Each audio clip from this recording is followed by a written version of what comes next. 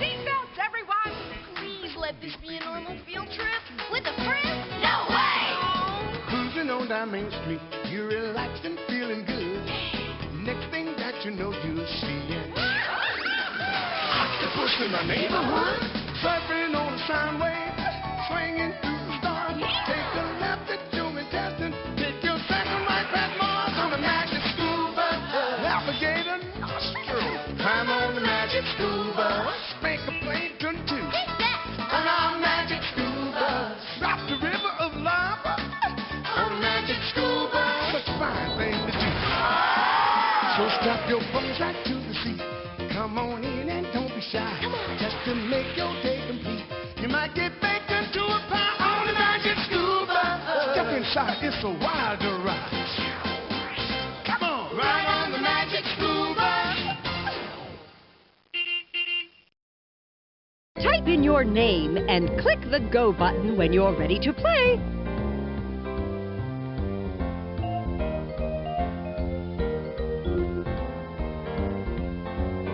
Click on a name or type in a new one. Then click on the Go button when you're ready to play. If you want to erase a name from the list, click on it and then click on the trash can. Then away we go! I brought snack money for our field trip to the Wild Animal Park. Sheesh, hard to believe that Frizz is finally taking us on a normal field trip. The way I see it, that remains to be seen. These are my pet goldfish, fastball, shortstop, and slugger.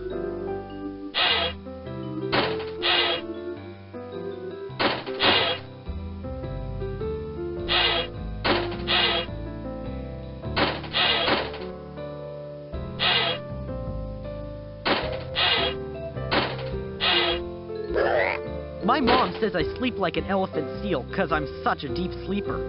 She could practically sit on me and I won't wake up. When it's garbage night and the trash goes out, I have an alarm clock that wakes me up in the middle of the night. It's a raccoon who thinks our garbage is its gourmet meal.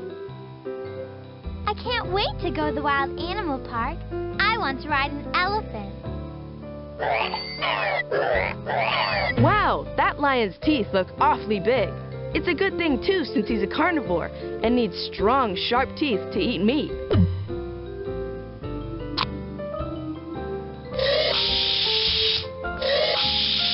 Check out that water snake. If he's really still, he looks like part of the plant. That's called camouflage, and it helps him hide from both his predators and his prey. I did my report on crows, one of the noisiest birds in my neighborhood. Next to the blue jay, that is, who is the crow's cousin. All that cawing must run in the family. Scorpions are really awesome. Look at how they glow when you shine the right kind of light on them.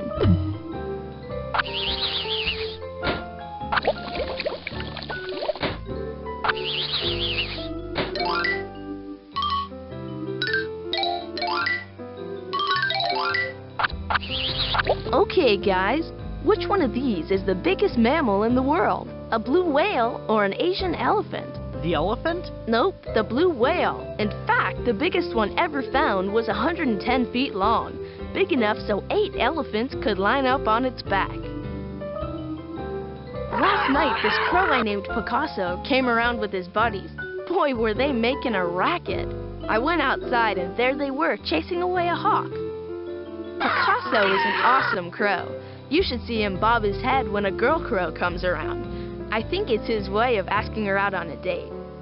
Is it just me, or does anybody else think it's gross that Indian rhinos roll in the mud so they don't get sunburned? If you ask me, Ralphie, I think the smell of mud beats the smell of some of those sunscreens. Fastball, shortstop, and slugger make good pets. They don't wake me up to let them out in the morning, and the best thing is, they don't poop on the floor. Raccoons can live almost anywhere.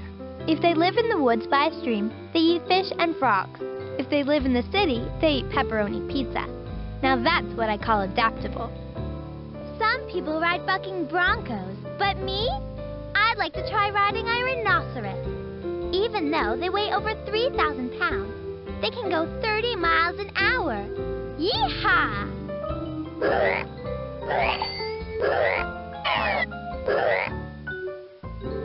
All right, which one of these guys can jump 13 feet in the air? A flea or a kangaroo? It's gotta be a kangaroo. Guess again, Wanda. Okay, in a race between these two guys, who would win? An Olympic runner or a dragonfly? An Olympic runner, for sure. No, a dragonfly can actually fly 30 miles an hour. Wow, maybe we need one of those on the Olympic team. Okay, which one is heavier? An Indian rhinoceros or a car? According to my research, it's a rhinoceros. And according to my research, I think I'd rather ride in a car than in a rhino. According to my research, Miss Frizzle has never taken us on an ordinary field trip. And according to my prediction of the future, she never will. My report is on domestic horses, which means horses that are tame. According to my research, horses are ungulates, which means they have hooves instead of toes. Lots of animals are ungulates. Rhinos, cows, deer, and camels also have hooves, which means they're related to horses. Did you know that in Australia, desert kangaroos keep cool by drenching their bodies in their own saliva? Or you could say they get cool in a pool of their own drool. Before raccoons eat their food, sometimes they dip it in water. How do I know that? In the morning, our dog's water bowl is full of muddy gunk, and there are raccoon tracks leading away from it. Even though fish are pretty easy to take care of, you still have to clean out their bowl and make sure to feed them the right amount of food. Something I can relate to. Crows have brains, but you wouldn't call them bird brains. They're so smart, they use their feet to pull up fishing lines to steal the fish on the hook. Amphibians and Reptiles by Ralphie. Click on a picture if you want to find out about slimy and scaly creatures. What's the difference between an amphibian and a reptile? Amphibians, like this frog, have slimy bodies and lay their eggs in the water. Frogs and salamanders need to stay wet because some of them actually breathe through their moist skin. Reptiles, like this lizard, don't need to stay wet. They have scaly skin covering their bodies, and the scales help to keep them from drying out. Reptiles, like turtles and lizards, lay their eggs on the land. So do snakes. But some snakes and even some kinds of lizards don't lay eggs at all. Their babies come right out of their mother's bodies, just like mammals. Cold-blooded animals. Animals who need the sun to warm up their bodies are called cold-blooded. It doesn't mean these cold-blooded iguanas are cold, just that their bodies are the same temperatures as the air around them. For most amphibians and reptiles, like this crocodile, who's cooling off in the water with its egg, that works just fine. But maybe not for this little lizard whose feet are burning up on the sand. He's out of here.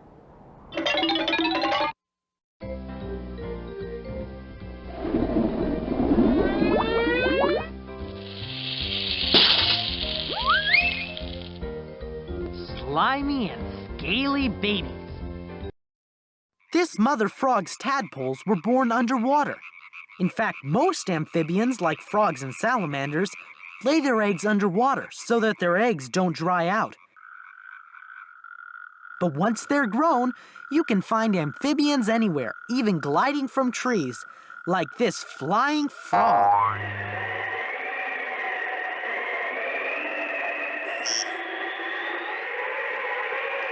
Reptiles, on the other hand, like iguanas, skinks, and turtles, lay their eggs up on the land. When the babies hatch, their scaly skin keeps them moist, even in the desert.